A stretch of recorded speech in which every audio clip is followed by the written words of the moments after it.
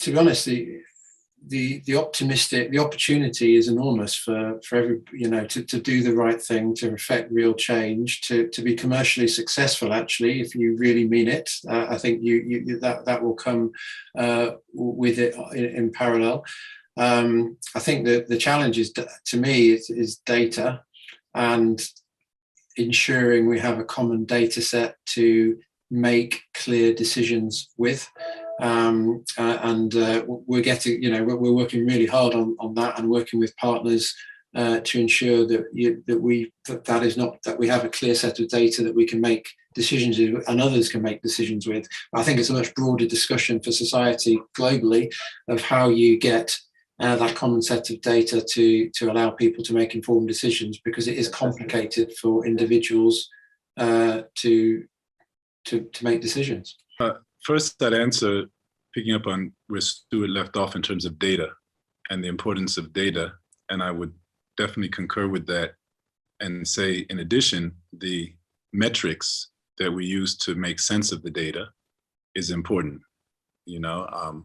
Data can lead to different conclusions based on the analytics, right? And what that means is, what do we value? Because that's what we'll measure. And in terms of that, my work has been really focused on changing the metrics that we use to measure development success, from, say, the GDP model, literally where you could be destroying the environment, turning it into money and putting it in the hands of one person, and the GDP would say, you did a damn good job, excuse my language, you did, congratulations, you are the best economic performer out there. So we've inverted that, and we look more at resilience as the metric. And the interesting thing about resilience, okay, it's jargon on the one hand, but if you really unpack it, what is it doing? It's forcing us to look within and looking at those internal capacities for whatever the self is that we're talking about. If it's Liberty, if it's Stuart, it's Daniel, these are the internal capacities that allow us to cope with shock. But you can also look at it at the level of a village. You can look at it at the level of a city. You can look at it at the level of a country, a system, an institution. It internalizes the view to the capacities that have to be strengthened. And I think from a metric standpoint, that's really important, that we start measuring resilience, our ability to respond to turbulence, to changing scenarios, to shocks, to stresses.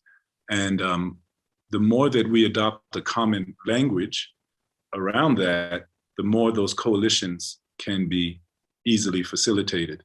My dream project would be to take that concept of measurement and apply it to a model village, and have this model village both a speculative design challenge around value chain with all these metrics. How do we optimize for that using finance? Talking to Stuart about how we can get to finance it, and how do we build into it the indigenous wisdom of harmony and balance with nature. So we'll be asking Liberty also to consult on this project, right? And we have this model village that is both speculative on a computer, but also built out as a living and learning environment, similar to what Liberty shared with us before, and really be able to study the value chains, the governance systems, the economics, and design an alternative, and to the extent that that's possible, to then introduce how it could be adapted to the real world out there of cities and countries and banks and partnerships and coalitions. That would be my dream project.